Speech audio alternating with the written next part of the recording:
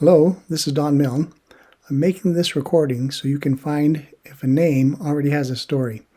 If you're going to research somebody for the Stories Behind the Stars project and write their story, you want to make sure that someone else hasn't already written that story so you don't end up writing it and then discovering after the fact that that story has already been saved by someone else previously. So the first place you're going to check is on Fold3. And there's a few ways you can narrow that down because we're only interested in those that served in World War II that died during the war. And we're also only going to look for memorials because that's where the stories would be saved. If there's a common name, you may want to further narrow it down by place, for instance, by state. And there's a really good shortcut you can use if you know the service number that will help you quickly find someone's story. So let me show you an example. So in Fold3 search box, I typed in Philip P. Christensen, and I should say J. Christensen because that's the one I really want to look for. And conflict of World War II, so I could have just checked the box here, and that will make it appear here. And I also want to find a memorial, which would be down here. And if I press search, it's going to result in the different results that have Philip J. Christensen. There already is a memorial by Philip J. Christensen. If we look in the Stories tab, yes, he has a story. So you would not want to do a story on Philip J. Christensen because we already have one. You'd want to have a different name selected.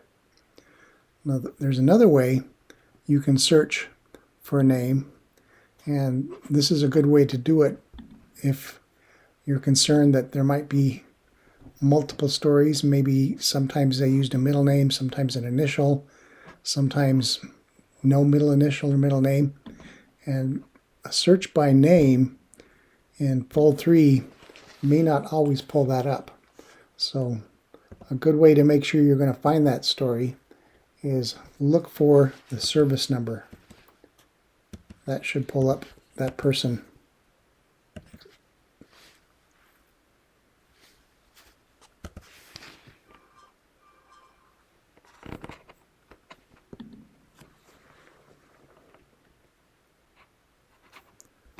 So there's two Philip J. Christensens. This one was created on Fold3, and you can see it has a story right here. There's also one created here.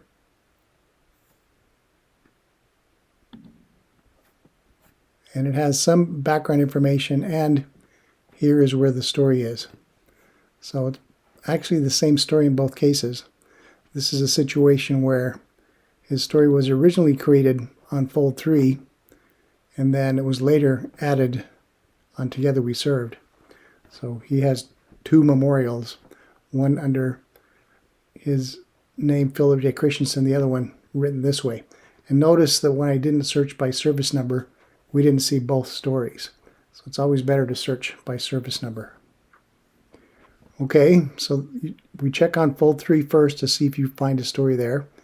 In this case, we notice there already was a story about Philip J. Christensen, so if we were interested in writing that story, we would want to pick a different one. The other thing we want to look at is the story may be saved on Together We Served. Now, realistically, if it's saved on Together We Served, it should also be on Fold3 because all Together We Served stories are supposed to copy over to Fold3, as you saw happen there.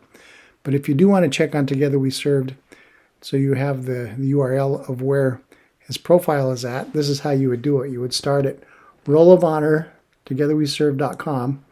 You're going to select the branch. Now remember, Together We Serve separates the people that they have profiles on by their branch of service. So it's going to be Army, Marines, Navy, Air Force, or Coast Guard.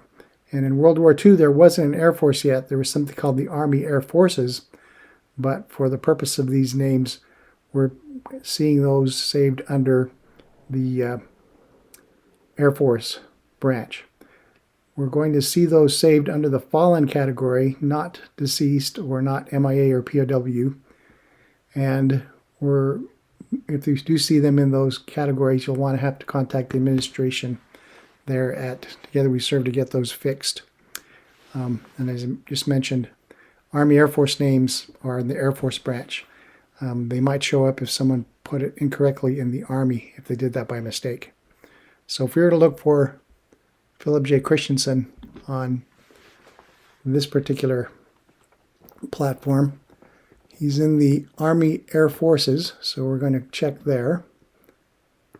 And then remember, we don't look at MIA, we don't look at deceased, obviously not living. We want to look under fallen. We get to this page and we're going to type in his name.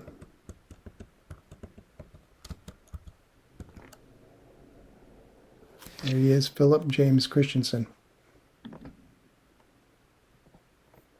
And we scroll down here and you see just some highlights of his record. But if we press full service history,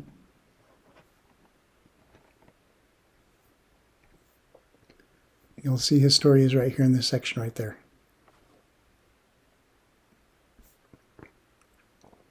So that's how you find a name on Together We Served. Thank you. I hope this has been helpful.